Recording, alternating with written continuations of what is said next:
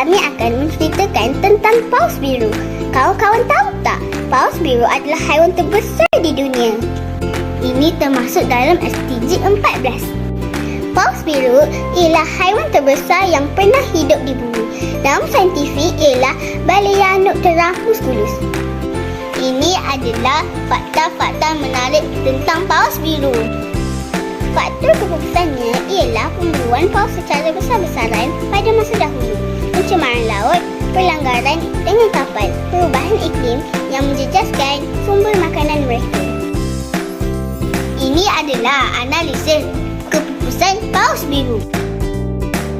Kesan keputusannya ialah gangguan ekosistem laut, kesan rantai makanan, kehilangan biodiversiti, kurang serapan karbon, pengurangan nutrien.